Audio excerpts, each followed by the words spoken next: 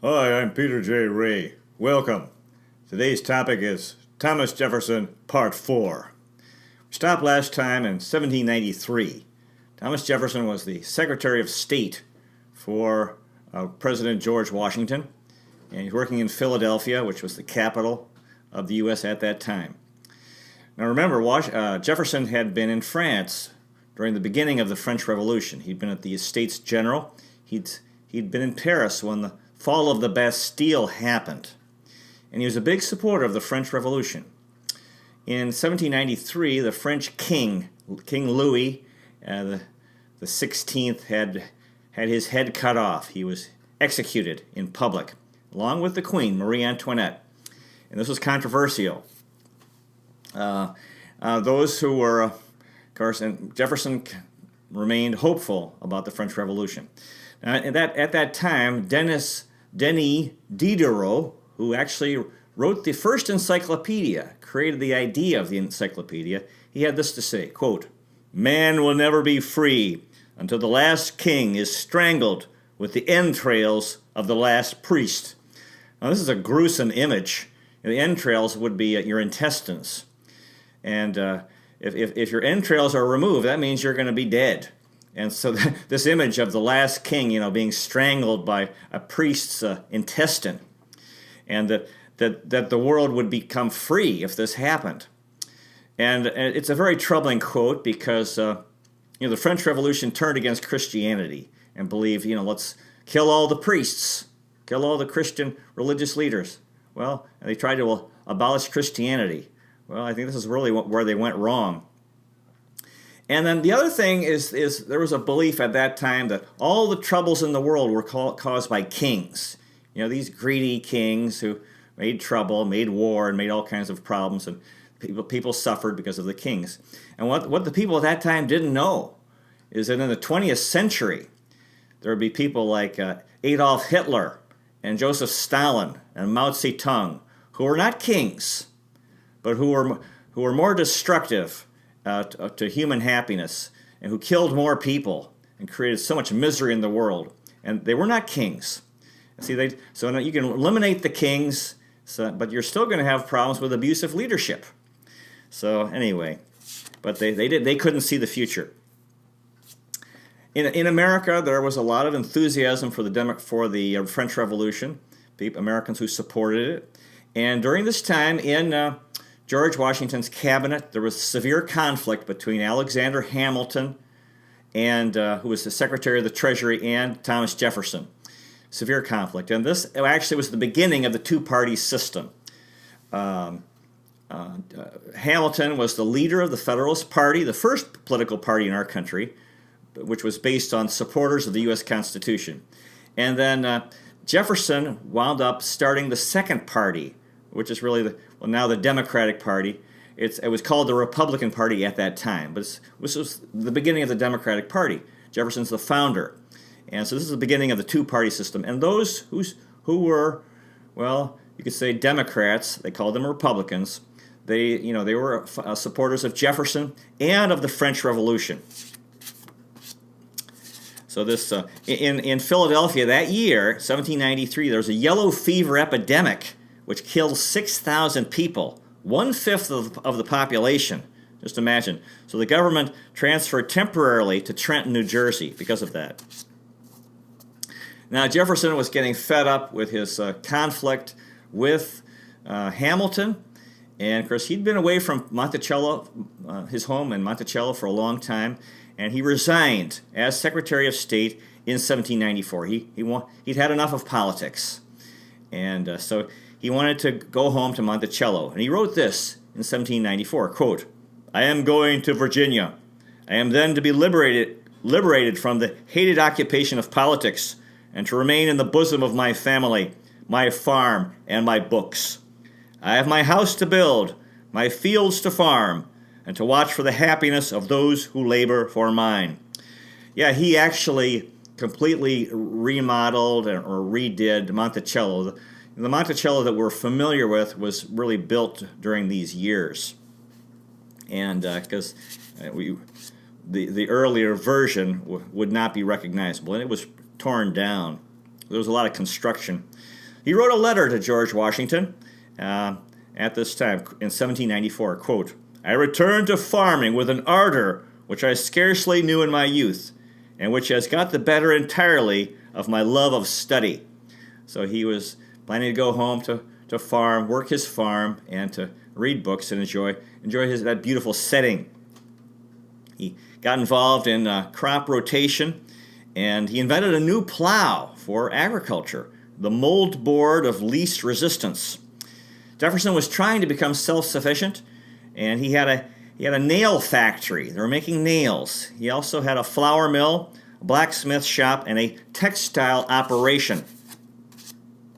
Edmund Bacon was an overseer for Jefferson, supervising the workers in the fields, the slaves, and he had this to say about Jefferson, quote, "His countenance was always mild and pleasant.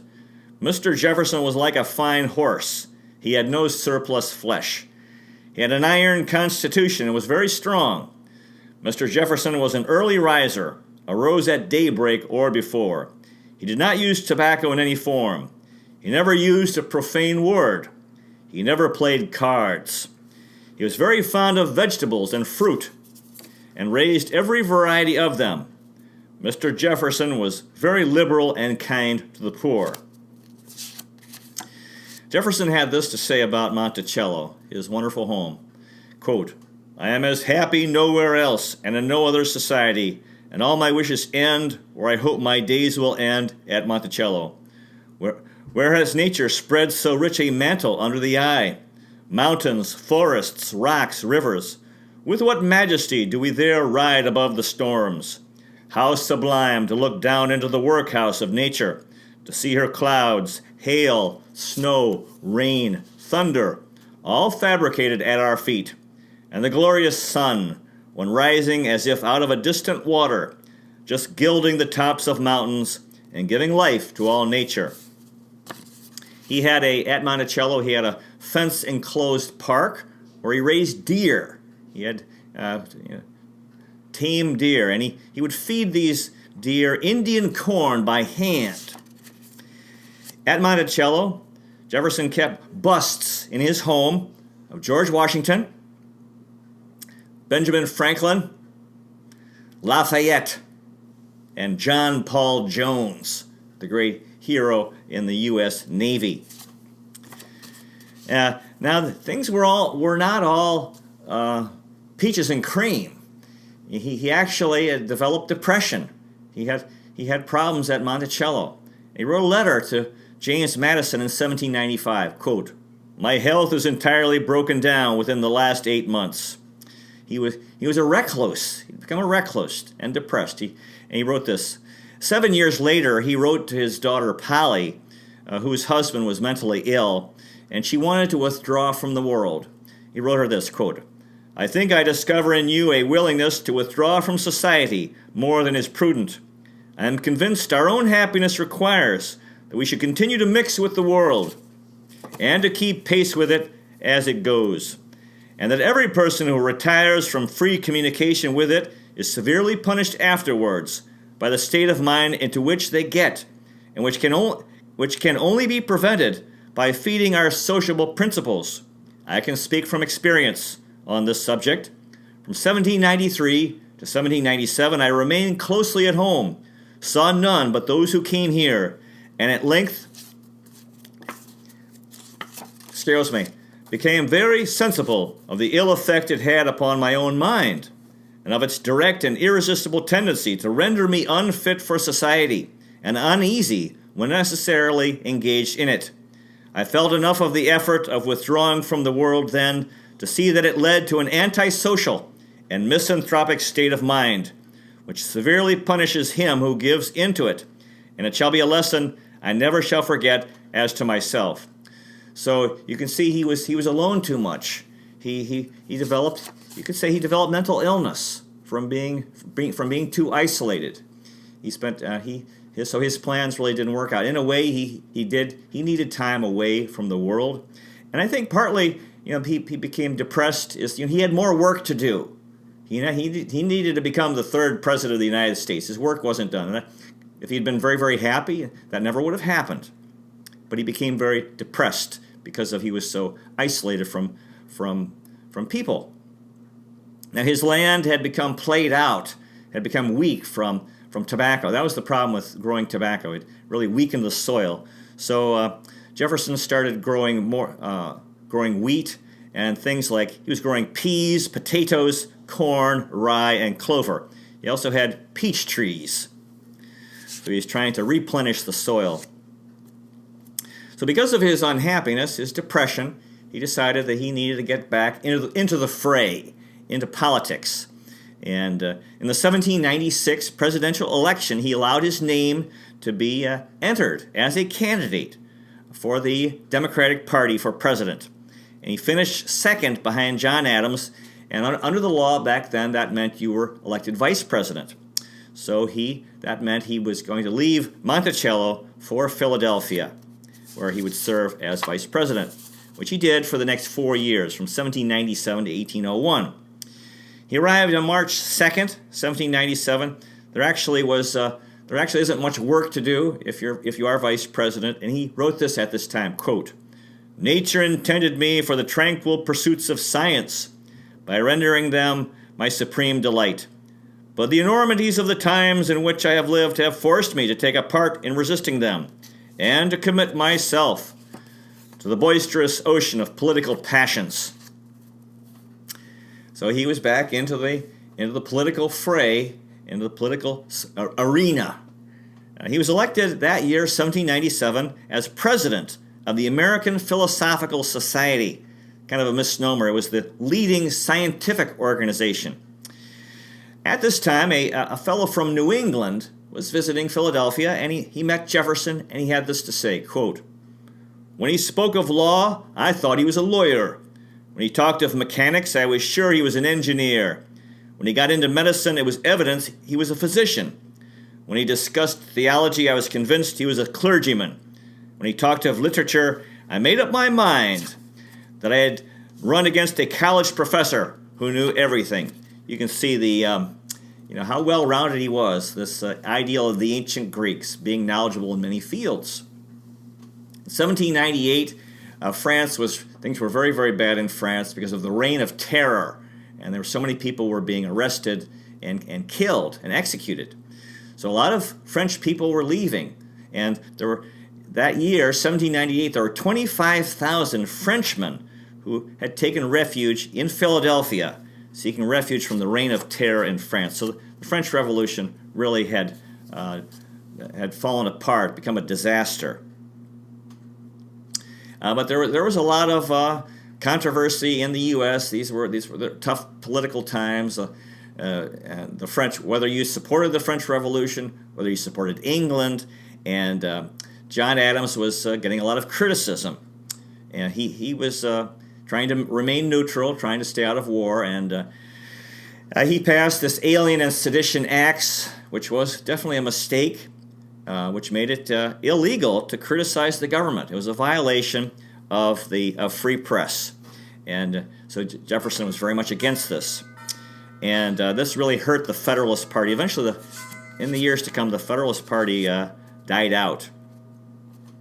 By 1800, remember, Washington had retired, and he died in 1799, but his successor was a Federalist, John Adams. But then in 1800, there was another election, and the two candidates were John Adams, who was the Federalist candidate, and Thomas Jefferson, president, the Democratic nominee. Again, they called them Republicans back then. So, and then in the election, Adams didn't do very well. But strangely, Thomas Jefferson and Aaron Burr tied.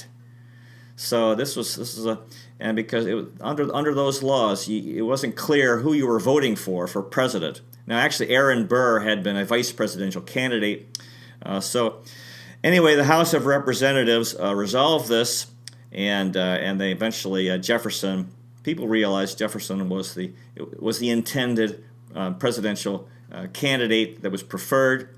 And then years later, the 12th Amendment was passed finally to stop this confusion where people would vote for president and vice president. But it took some time.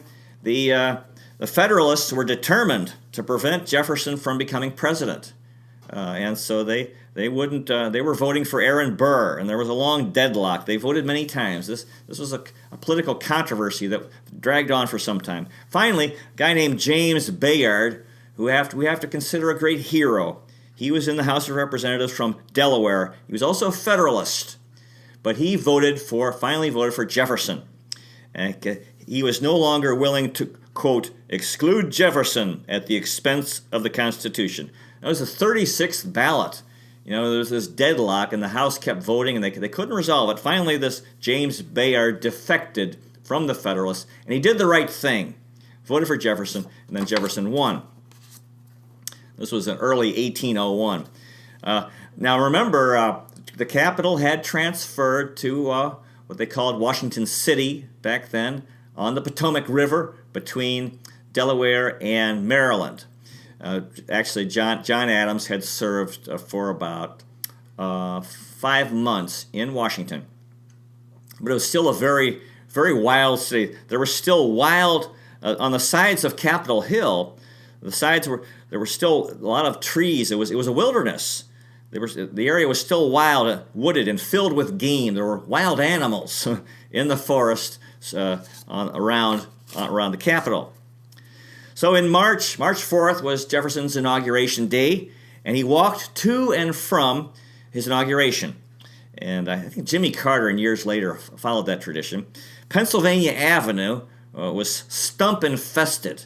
So the city was really, very had not been developed. You imagine stumps, and the main street still had stumps that had to be removed.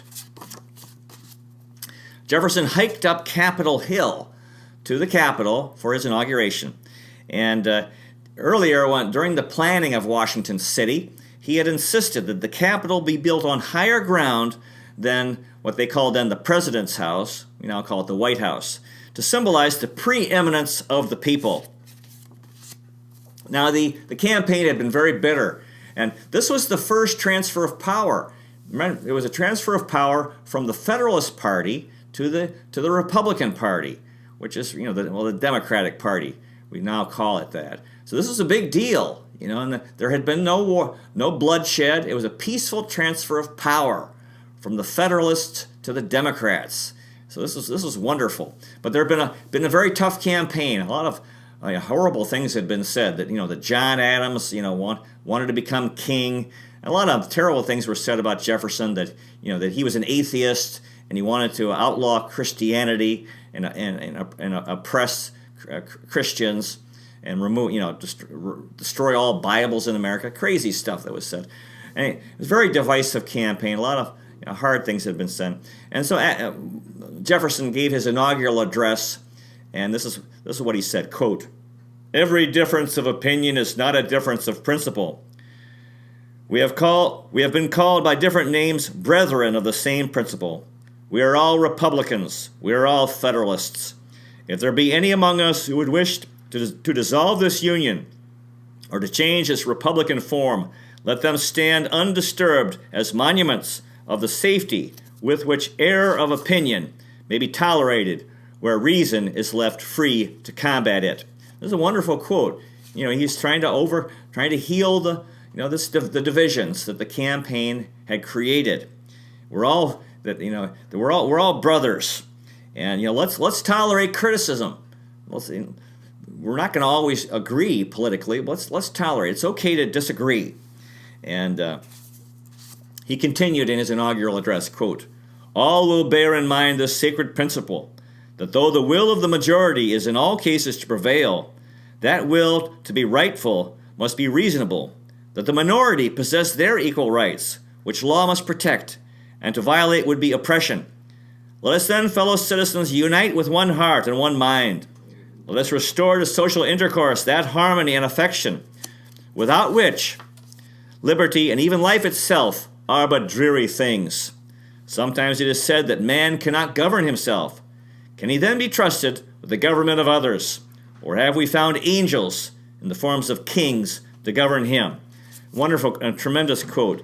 He's talking about that the minority, their rights should be respected, Just because you have the majority doesn't mean you can do whatever you want. And he talked about, let's get over these political differences, because it's, life is. He talked about how life would be very dreary if there's endless political hatred and conflict. Goodness. And then again, he's getting into the idea of it was still this questionable. Can democracy work? Can you have government without a king? So, and he was saying, of course, we can do it. He continued in his inaugural address, quote, "A wise and frugal government, which shall restrain men from injuring one another, which shall leave them otherwise free to regulate their own pursuits of industry and improvement, and shall not take from the mouth of labor the bread it has earned, equal and exact justice to all men, the supremacy of the civil over the military authority." I like that quote. He's talking about, you need taxes, but don't be too burdensome on the people. People are working hard, and let's not take away too much of their money, of their hard-earned labor. He continued, quote, "Economy in the public expense, that labor may be lightly burdened, the honest payment of our debts, freedom of religion, freedom of the press." Yeah, this is, I think, an important point. Let's not put too much of a burden on the workers by taking their money in taxes. He continued, quote, "I have sworn upon the altar of God eternal hostility against every form of tyranny over the mind of man." Wonderful quote. Tyranny over the mind of man. We need to think, and we can disagree, and that's okay. Let's respect each other. Let's listen to each other, and very often we're wrong, and we need to learn more. We need more knowledge, and we need more wisdom. And sometimes, people have an opinion that others disagree with, and then they really get intimidated, and like, oh, you're terrible, you're evil, and then you're afraid to speak your mind. So this is very applicable today in our country. We need to have respect between liberals and conservatives. He continued, quote, "We see the wisdom of Solon's remark that no more good must be attempted than the nation can bear, and that will be chiefly to reform the waste of public money and drive away the vultures who prey on it." And that's a very good quote. He's talking about, how governments often taxes people, which is fine, as long as they use it wisely, but there's so often waste of public money. And he's also talking about the banking system, which is, he was questioning the legitimacy of it. After his election, one woman said this in 1801, quote, "Is this the violent Democrat, the vulgar demagogue, the bold atheist, and profligate man I have so often heard denounced by Federalists? Can this man, so meek and mild, yet dignified in his manners, with a voice so soft and low, with a countenance so benignant and intelligent, can he be that daring leader of a faction, that disturber of the peace, that enemy of all rank and order?" So many things had been said that, if Jefferson won, it would be the end of the world, a complete disaster. And then people met, he was a good guy. All this exaggeration in political elections. Benjamin Latrobe was a fellow who had dinner at the president's house, the White House, and he wrote this, quote, "It is a long time since I have been president at so elegant a mental treat. Literature, wit, and a little business, with a great deal of miscellaneous remarks on agriculture and building, filled every minute. There is a degree of ease in Mr. Jefferson's company that everyone seems to feel and to enjoy." Wonderful quote about that. Jefferson was a knowledgeable fellow, interesting guy, different talk, and so it was very enjoyable having dinner with him. The conversations were very, very interesting. William Paterson was a Supreme Court justice. He had this to say about President Jefferson, quote, "Though we differed on many points, he displayed an impartiality and a freedom from prejudice that were unusual. There was a mildness and amenity in his voice and manner that at once softened any of the asperities of party spirit that I felt. No man can be personally acquainted with Mr. Jefferson and remain his personal enemy." Yeah, wonderful quote. He was a good guy. People liked him. Not only was he interesting, but he was a good fellow. He was kind, so people liked him. He was not this terrible man that the Federalists had talked about during the election. Now, Jefferson was against kings and monarchies and the aristocracy, and that's why often he would wear what we could call lousy clothes. The secretary of the British legation came to see President Jefferson, and he wrote this, that Jefferson appeared, quote, very much like that of a tall, large-boned farmer. He was saying he looked like a farmer. And the British ambassador came on an official visit. Jefferson was wearing house slippers, and the British ambassador was incensed, furious, that this what he considered a lack of respect. But this was Jefferson's belief, that he did not want to support aristocracy by wearing fine clothes. As president, Jefferson paid all the expenses of entertaining, and that would be, he had a lot of dinners where congressmen and diplomats would come. These were very important meals because there needs to be cooperation between the president and Congress. So one night he would invite Federalist congressmen to come, the next night Republicans. His salary was $25,000 a year, but he paid for all the entertainment, all the food and drink. And remember, the wine could be pretty expensive. And Jefferson was having financial problems. He was in debt. And every year his debt increased by $4,000 as president. And it was a shame. Actually, this shouldn't have happened. But he under the law at that time, there was no provision for public money to be spent for his entertainment, entertainment expenses, food and drink. But Jefferson believed that this was essential to the success of his presidency, so he was willing to spend the money and to go further into debt for his country. Because you have to, if you want these guys to come and have a good time and have good relations with Congress, you have to feed them well. And at the time, that meant fine wines as well. In 1801, the United States was spending 20% of the annual budget paying off Barbary dictators, the countries of North Africa. This involved payments of gold, precious stones, lumber, spices, cannons, powder, and these were bribes for safe passage, and that American ships wouldn't be attacked. However, ships were still being captured, and sailors held hostage, and the cargo confiscated. Just imagine, we're giving them cannons, which then they could use against us. And Jefferson was getting fed up with it. Remember, the U.S. Navy had been created by President Adams. The U.S. Marine Corps had been around since 1775. Finally, Jefferson got fed up with what was going on. In 1801, he sent the U.S. Navy to North Africa to fight these countries, to stop the kidnapping of Americans and the capture of American ships. There was fighting for 4 years. In 1803, the USS Philadelphia was captured by Tunis, or Tunisia, and they had these fellows who became captives, who were prisoners in Tunisia. The following year, 1804, Captain Stephen Decatur entered Tripoli harbor, and he bombarded the town with cannon fire and was able to rescue the crew of the Philadelphia. The following year, the Stars and Stripes were raised in Derna, Libya. Now, the Marine Corps anthem includes the phrase, "From the halls of Montezuma to the shores of Tripoli." And shores of Tripoli refers to this time in 1804 when the U.S. was at war with the country that became Libya to fight these North African pirates. In 1802, well, actually the fighting went on for this. This didn't end the problem. There were continuing problems. But as our country developed in wealth and power, we were able to eventually stop these attacks by North African pirates. Well, it appears we're out of time. Thank you so much for watching. I hope you find a good book to read. It's always good to see you. And until next time, God bless you and take care.